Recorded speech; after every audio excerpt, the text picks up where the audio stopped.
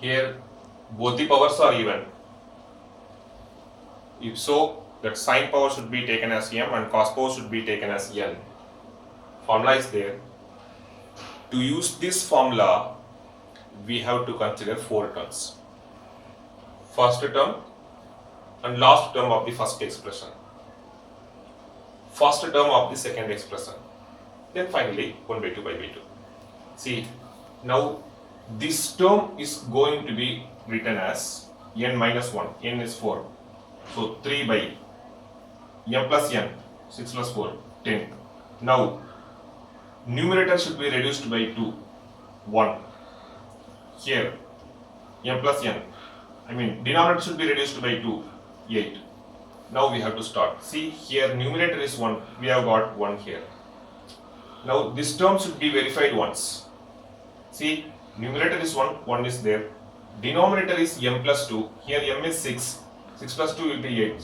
Denominator got satisfied. Now I am going to consider this term m minus 1 by m, 6 minus 1, 5 by 6. Now numerator should be reduced by 2, here 4, then 1, 2, we have got 1 by 2, then finally because of even pi by 2 will come. Now its simplification should be written. 3, the numerator is 15 pi, 5 and 5 will get cancelled here. Numerator is 3 pi only. Here in denominator 2, 3, 4, 5, 7, 8, 9, 5 and 12 will come. That's all. Okay. See, by this way only we have to use reduction formula. But reduction formula will be used sometimes to do problems easily. That's the reason. Okay. Now, next I am going to discuss about Leibniz rule. Leibniz theorem is there, that is for nth derivative of UV formula, but I am not going to discuss that. Leibniz rule is different from Leibniz theorem. See, Leibniz rule says the differentiation of an integration. One function will be there, one integration will be there. How to differentiate the given integration? Differentiation of a definite integral that can be found by Leibniz rule. First we will write the formula here, then I will do some problem. Listen me. See, differentiation of an integration.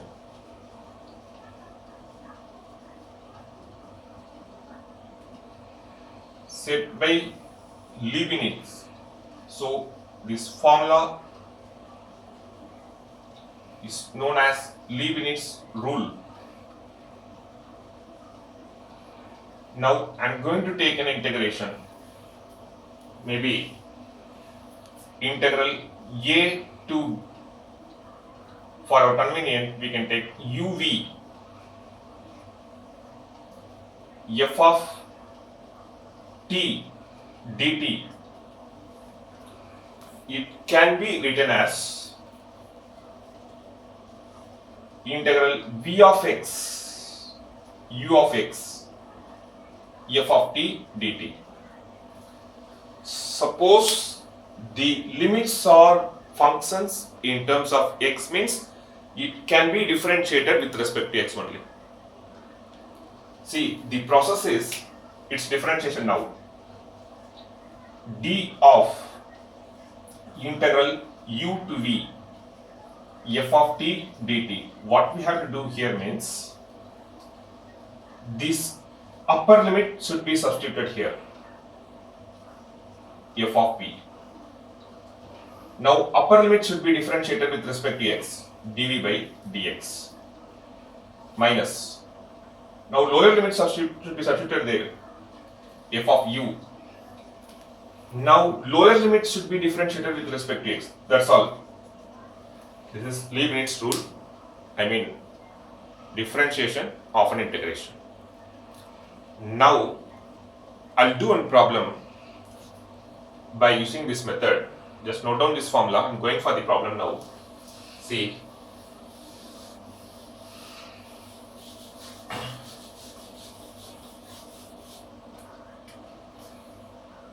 integral 1 to x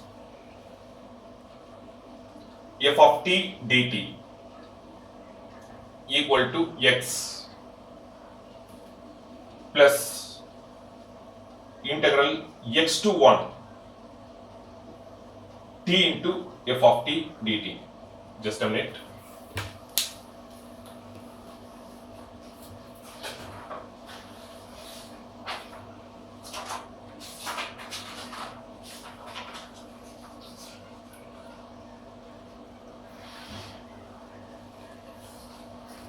I think a small correction, 0 dx.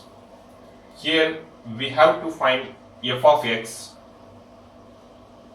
and f of 1. See, first it is going to be differentiated. I am going to use Leibniz rule. What we have to do? First, the variable should be replaced by upper limit. It will become f of x. Upper limit should be differentiated with respect to x. 1 minus. The variable should be replaced by lower limit, f of 0. Lower limit should be differentiated with respect to x, 0 only because of derivative of a constant. Here its differentiation is 1. Now, upper limit should be replaced here. See, this variable is going to be replaced by upper limit. So 1 into f of 1. Now differentiation of 1, 0 minus the variable should be replaced by lower limit x into f of x. Now differentiation of lower limit is 1. See, this term will get 0, this term will get 0. It remains, left side remains f of x only. Here 1, it will become 0 minus x into f of x. This f of x can bring to left side, f of x can be taken out. It will become 1 plus x is 1. Then f of x equal to 1 by 1 plus x. We have got f of x, then we need to find f of 1. So f of 1 equal to 1 by 1 plus 1 equal to 1 by 2. See, the same differentiation process can be used anywhere. That is what we have to learn Leibniz theorem. Okay. Next, I am going to do one more problem. Just a minute.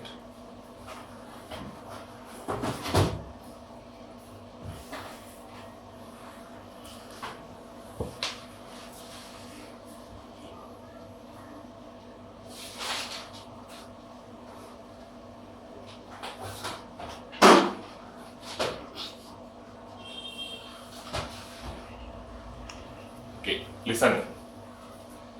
The same method can be used for differentiation of an integration. Now here, by learning the properties of definite integral, we have to learn all the properties first. Why? Because if any question asked from indefinite integral, there is a chance to get the answer from the option. If you don't know to integrate, if you couldn't get the idea to integrate the given question, you just differentiate the answer, you will get the question.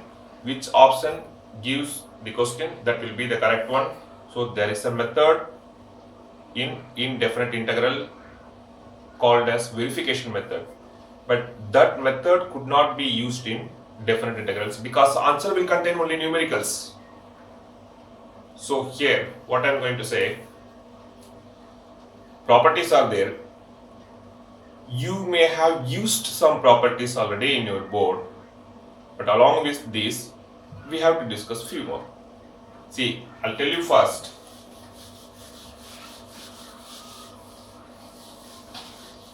See, properties, almost more than 10 properties are there, but only 3 or 4 properties are going to be used everywhere. That's all. Listen me. Suppose The properties of definite integral. First one,